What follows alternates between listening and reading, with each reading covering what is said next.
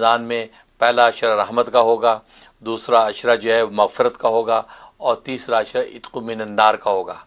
رمضان سے پہلے ہی ہر مسلمان اس حوالے سے یہ تگ و دو میں لگ جاتا ہے کہ رمضان المبارک میں کیا اعمال و اشغال کریں۔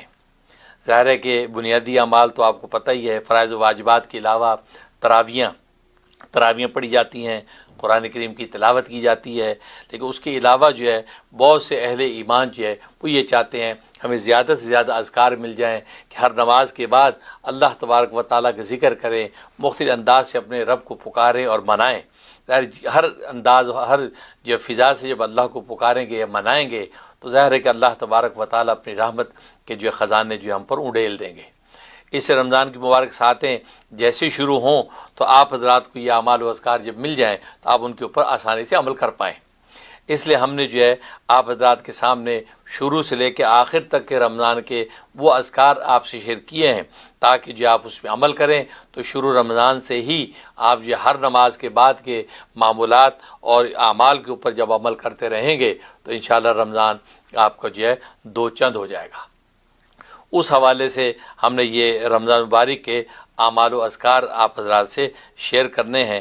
لہٰذا پہلا عشرہ آپ جانتے ہیں پہلا عشرہ رحمت کا ہوتا ہے، تو پہلے عشرے کے ہم نے اعمال و اذکار متعین کیے ہیں کہ ہر نماز کے بعد کیا کیا آپ نے اذکار کرنے ہیں، کیا کیا اسماء حسنہ کے ذکر کرنے ہیں، پھر کون کون سی صورتیں تلاوت کرنی ہیں۔ پھر دوسرا عشرہ مغفرت کا ہے، اس کے ہم نے اعمال و اذکار جو آپ حضرات کے سامنے رکھنے ہیں۔ پھر جو ہے تیسرا عشرہ جو ہے وہ تیسرا عشرہ جو ہے وہ اعتکاف کا بھی ہوتا ہے، اس میں معتکفین کے لیے اعتکاف کے اعمال و اذکار جو ہے وہ بھی ساتھ ساتھ چلتے رہیں گے، اور یہ اعمال و اذکار بھی آپ حضرات اس میں انشاءاللہ کرتے رہیں گے، کیونکہ ظاہر ہے کہ اجتماعی اعمال کے علاوہ جو انفرادی اعمال ہوں گے اس کے اندر آپ ان اعمال کو پورا کریں گے۔ تو لہٰذا ہم آپ سے پہلے عشرے کے جو ہے وہ معمولات جو شیئر کرتے ہیں۔ تو عنوان ہے رمضان مبارک کے اعمال و اذکار۔ پہلا عشرہ رحمت، بعد فجر نمبر 1، یا اللہ یا رحمان یا رحیم، اس کا ورد کرنا ہے۔ کتنا کرنا ہے؟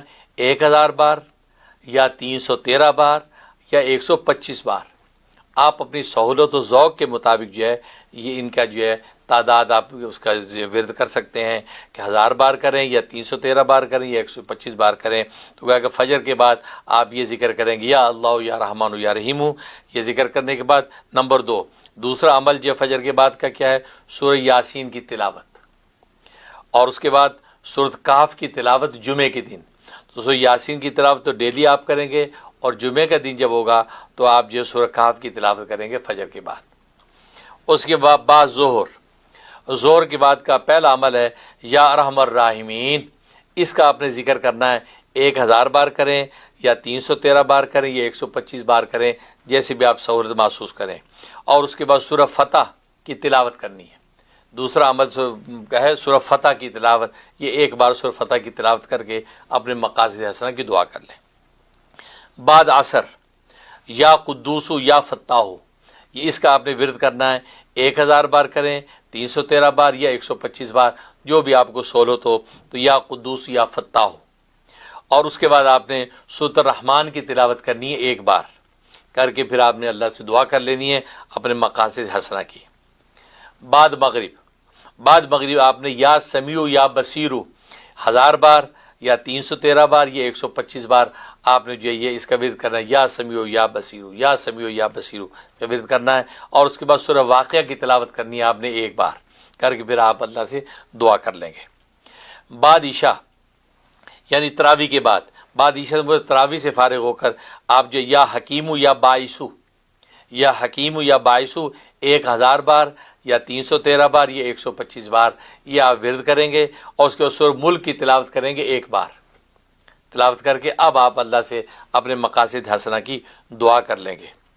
اور پھر تہجد کے وقت آپ ورد کریں گے یا حی یا قیوم 1000 بار یا 313 بار یا 125 بار یا ورد کریں گے، اور اس کے بعد سورۃ تغابن کی تلاوت کریں گے۔